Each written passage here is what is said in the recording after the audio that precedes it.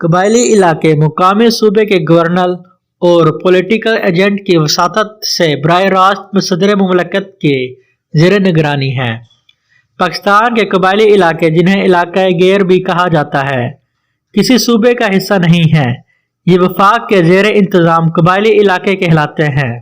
قدیم روایات کے مطابق یہ آپس کی قبائلی لڑائیوں میں بھاری اسلحہ استعمال کرتے ہیں۔ انہوں نے کبھی کسی غیر کو اپنے اوپر حکمرانی نہیں کرنے دی۔ انہوں نے مغلوں، سکھوں اور انگریزوں کا مقابلہ کیا۔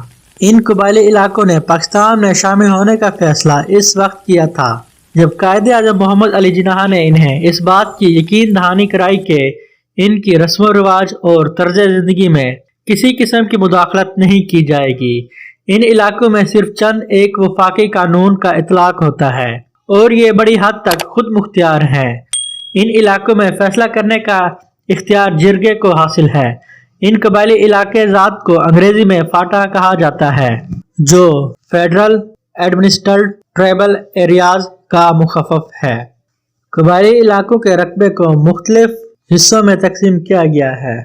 قبائلی علاقوں کے نام ہیں: جنوبی وزیرستان، شمالی وزیرستان، کرم ایجنسی، ڈی آئی خان کا قبائلی علاقہ، Khyber agency, Mohmand agency, Orakzai agency, Bajaur agency, Bannu کا قبائلی علاقہ، کوہاٹ کا قبائلی علاقہ، پشاور کا قبائلی علاقہ۔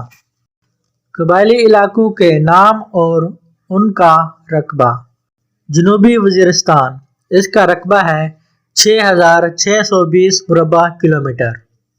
شمالی وزیرستان، اس کا رقبہ ہے 4707 مربع کلومیٹر۔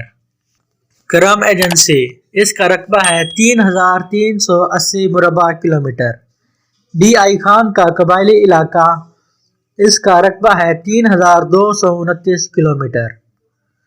خیبر ایجنسی، اس کا رقبہ ہے 2776 مربع کلومیٹر۔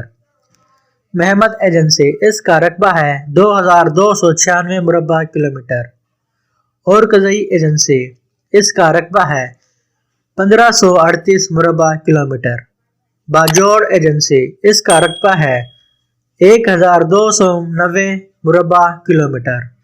بنو کا قبائلی علاقہ، اس کا رقبہ ہے 877 مربع کلومیٹر۔ کوہاٹ کا قبائلی علاقہ، اس کا رقبہ ہے 446 مربع کلومیٹر۔ پشاور کا قبائلی علاقہ، اس کا رقبہ ہے 261 مربع کلومیٹر۔